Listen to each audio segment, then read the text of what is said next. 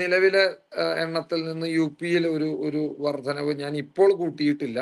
ഇനി ഒരു പക്ഷെ അടുത്ത എല്ലാ ഫേസും കഴിയുന്ന മുറയ്ക്ക് നമുക്ക് ആ ഒരു കണക്കും കൂടെ വിശകലനം ചെയ്താൽ BJP ആശിക്കുന്ന പോലെയുള്ള ഒരു 75 സീറ്റ് ഒരു പക്ഷേ BJPക്ക് ഇത്തവണ യു പിയിൽ നിന്ന് നേടാൻ സാധിച്ചേക്കുമോ എന്നുള്ളത് സംശയമാണ്. പക്ഷെ സ്റ്റിൽ ഒരു ഒരു അവിടെ ഇപ്പോഴത്തെ നിലയിൽ നിന്ന് 3, 4, 5 സീറ്റ് വർദ്ധിക്കാനുള്ള സാധ്യതയും BJPക്ക് ഉണ്ട് യു പിയിൽ എന്നാണ് ഞാൻ മനസ്സിലാക്കുന്നത്.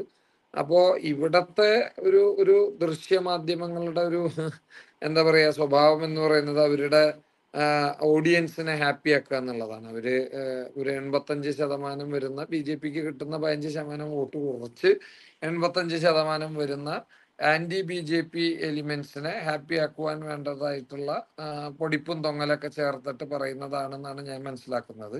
ഇപ്പൊ കഴിഞ്ഞ ദിവസം വിപിൻ ലാൽ ശ്രദ്ധിച്ചോ എന്ന് എനിക്കറിയില്ല. അരവിന്ദ് കെജ്രിവാളിന്റെ നേതൃത്വത്തില് ഏതാണ്ട് 55-ലധികം MLA-മാരുള്ള ഡൽഹിയിലെ ആം ആദ്മി പാർട്ടി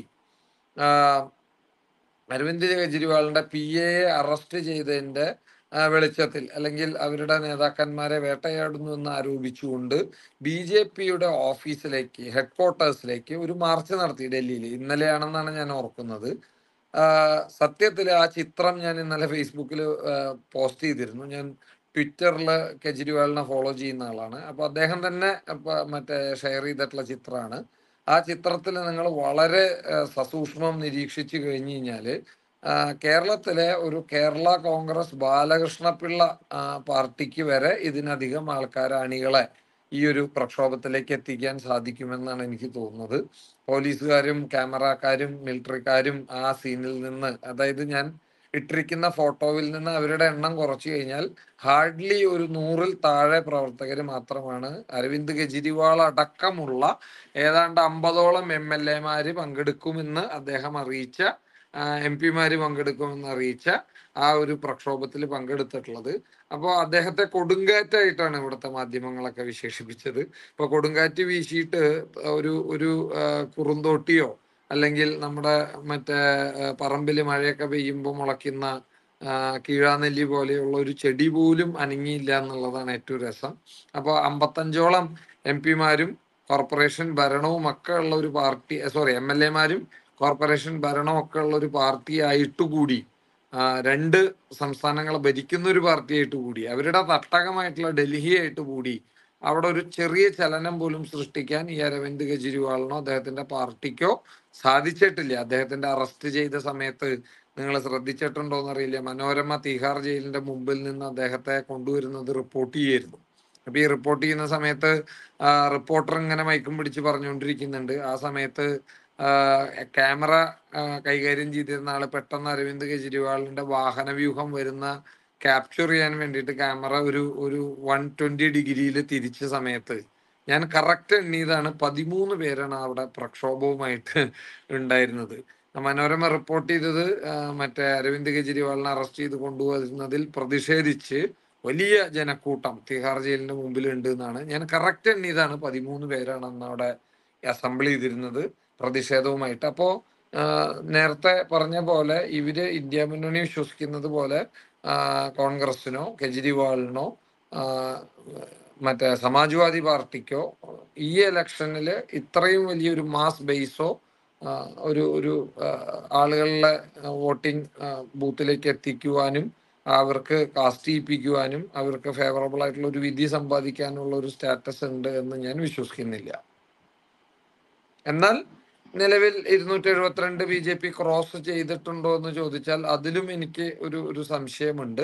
എൻ്റെ ഒരു കണക്കിന് BJP 320 മുതൽ 344 വരെ പരമാവധി നേടുമെന്നാണ് ഞാൻ വിശ്വസിക്കുന്നത്. ഇപ്പോ പ്രധാനമന്ത്രി നരേന്ദ്രമോദി കഴിഞ്ഞ ദിവസം ഒരു തെരഞ്ഞെടുപ്പ് യോഗത്തിൽ ഒരു കാര്യം പറഞ്ഞു. കോൺഗ്രസ് അധികാരത്തിൽ എത്തിക്കഴിഞ്ഞാൽ രാമക്ഷേത്രം ബുൾഡോസർ വെച്ചുകൊണ്ട് ഇടിച്ച് നിരത്തും എന്നുള്ള രീതിയിലൊരു കാര്യം പറഞ്ഞു. ഇതൊക്കെ കേരളത്തിൽ വലിയ രീതിയിൽ ഇങ്ങനെ പറഞ്ഞു പ്രചരിപ്പിക്കുന്നുണ്ട്.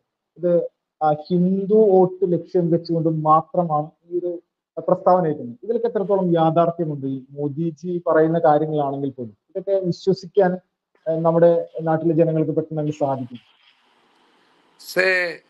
എലക്ഷൻ എന്ന് പറയുന്നത് it's A different ball game.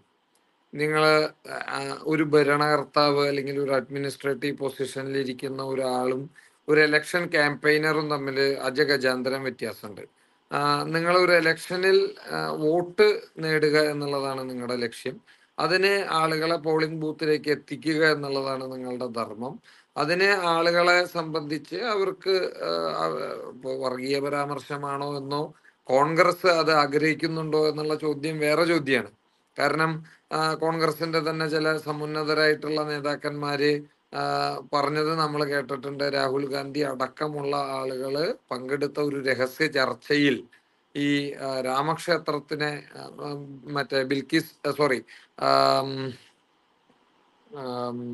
1985 Shah Bano Begum case ഒതുക്കി തീർത്തതുപോലെ രായ്ക്ക് രാമായണം മറ്റേ നിയമനിർമ്മാണം നടത്തിക്കൊണ്ട് അത് സുപ്രീം കോടതിയുടെ വിധിയെ പോലും നള്ളിഫൈ ചെയ്ത് അവിടെ അവര് പഴയ സ്ഥിതി തുടരും എന്നുള്ളത് അവര് ചർച്ച ചെയ്തിട്ടുള്ള വിഷയമാണ്. അതിന് തർക്കമൊന്നുമില്ല. ഇനി അത് പ്രാക്ടിക്കലി നടക്കുമോ ചോദിച്ചാൽ അത് നടക്കില്ല എന്നുള്ളത് നമുക്ക് എല്ലാവർക്കും അറിയാം. കാരണം രാമക്ഷേത്രം യാഥാർത്ഥ്യമായി കഴിഞ്ഞു, അവിടെ പ്രതിഷ്ഠ നടത്തി കഴിഞ്ഞു. രാംലല്ല വിഗ്രഹം അവിടെ നരേന്ദ്രമോദിയാണ് പ്രതിഷ്ഠ നടത്തിയത്.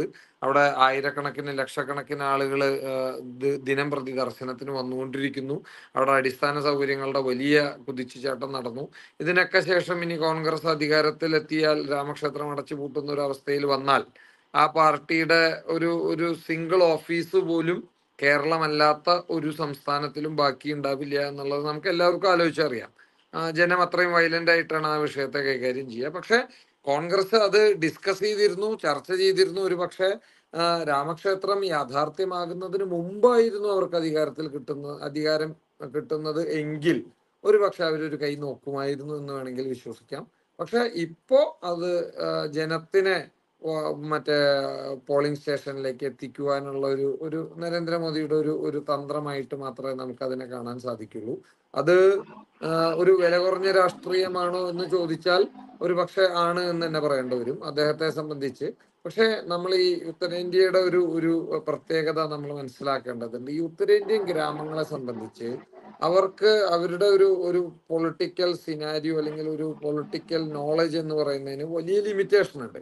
നിങ്ങൾ മെട്രോ നഗരം സൃഷ്ടിച്ചതിന്റെയോ മെട്രോ റെയിലിന്റെ മറ്റേ ലെങ്ത് 287 കിലോമീറ്ററിൽ നിന്ന് 1000 ആക്കിയതിന്റെയോ 154 എയർപോർട്ട് നിർമ്മിച്ചതിന്റെയോ 21 എയിംസ് നിർമ്മിച്ചതിന്റെയോ അല്ലെങ്കിൽ IIT-യുടെ എണ്ണം 21 ആക്കിയതിന്റെയോ ഒന്നും കണക്കുകൾ അവിടെ പറഞ്ഞിട്ട് വലിയ കാര്യമില്ല. അവരെ സംബന്ധിച്ച് അവർക്ക് അവരുടെ ആവശ്യമായിരുന്ന വീട്, അതുപോലെ കുടിവെള്ളം, അതുപോലെ വൈദ്യുതി, കക്കൂസ് തുടങ്ങിയിട്ടുള്ള കാര്യങ്ങളൊക്കെ പിന്നെ പാചകവാതകം തുടങ്ങിയിട്ടുള്ള കാര്യങ്ങളിലൊക്കെ ഏകദേശം ഒരു സെറ്റിൽമെന്റ് വന്നിട്ടുണ്ട്. അപ്പൊ അവർക്ക് ആ ഒരു അലസത വരാൻ സാധ്യതയുണ്ട്. അപ്പൊ ആ ഒരു അലസത എന്ന് പറയുന്ന സാധനം ഈ തെരഞ്ഞെടുപ്പിന്റെ വേളയിൽ ഇല്ലാതിരിക്കാൻ വേണ്ടി ഒരു പക്ഷെ അവരെ പോളിംഗ് ബൂത്തിലേക്ക് മോട്ടിവേറ്റ് ചെയ്യാൻ വരാൻ വേണ്ടിയിട്ടുള്ള ഒരു മോട്ടിവേഷൻ ആയിട്ടായിരിക്കണം അദ്ദേഹം ഇത്തരത്തിലുള്ള പരാമർശങ്ങൾ നടത്തുന്നത് എന്നാണ് ഞാൻ വിശ്വസിക്കുന്നത്.